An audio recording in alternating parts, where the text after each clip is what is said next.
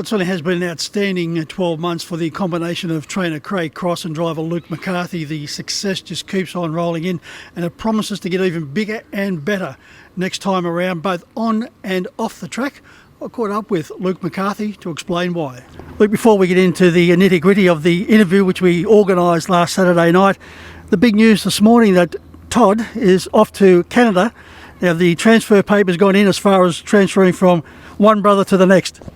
He's Toddy's his visa come through late last week. Look, he sort of had it in the pipeline for a while. He probably would have left not long after the Miracle Mile, and his plan was to be there for their summer, which is of course all the best racing at the Meadowlands and the tracks around there. And with the COVID hitting, a lot of their racing stopped anyway and put a hold on a lot of the visas. So look, it's been a work in progress, and it's something that he's been dreaming about for a long time. And with the success Andrew and Dexter's had, particularly the last two seasons, it's probably made him more hungry to get there. And I think he's driving really good, and he sort of achieved everything there is to achieve here, so it's just a great opportunity for him to go.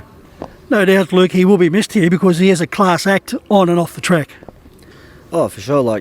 Todd's established himself as one of the leading drivers in Australia, and particularly here in Sydney, and great catch driver. He can get on any horse and get along with it, so that's why he'll do so good in the United States. And we're really looking forward to watching him drive up there.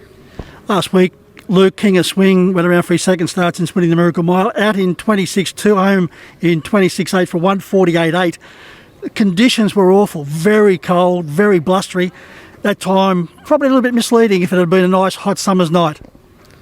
Oh, no doubt. Everyone knows, of course, weather conditions come into play a lot with times, and them good free-for-allers are consistently breaking 150 here week in, week out, and he'll just run whatever time he has to win. He's a great horse, and he'll just continue to tick over and race every few weeks, just waiting to see what happens with these Group 1 races for when they do come around. Out to Orlando, brave in defeat? He's flying, Mike. He's every run this preparation's been good. He's just run into one probably a little bit better on the night, and his own sectionals were fantastic again Saturday, so he's in great form as well. Out to Orlando, and Balraj was very impressive first up for the stable clash on Saturday night. Which way will you be jumping, Luke? I'm on Out to Orlando. I drove King Swing obviously last week, but I do try to drive Alta when I can. And Balraj, a nice drive coming up for someone. Yeah, for sure. Just leave that up to the connections, and Dad might have to fill in for Toddy. Nice getting a Miracle Mile driver on 2 occasions to step in for him. Yeah, that's right. Well, as I said, it's been great as far as the on-track performances, but Cobbity Equine Farm are in for an exciting season as well as far as the breeding is concerned. 2 established stars for you, For a Reason and Bling It On. They've been joined by the sensation from the Northern Hemisphere. We're swapping one. Todd's going up there. You've got McWicked from the Northern Hemisphere. What an addition to your breeding side of the business.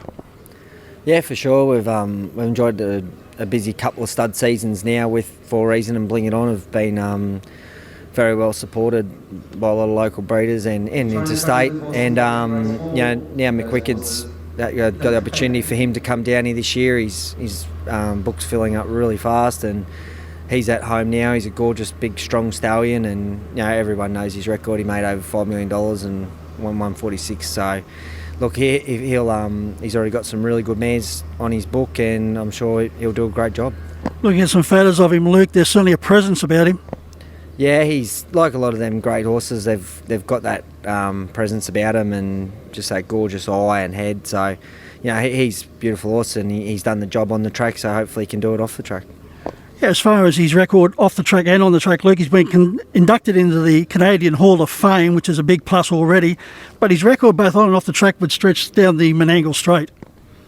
Yeah, he went in 46 at the Red Mile, and even Casey Coleman said a lot of times in interviews he had to come first over probably more than any horse she ever trained, to Australian terms, sitting in the death seat and beating great horses. So look, he was fast, he was tough, and I'm sure he'll put that into his foals.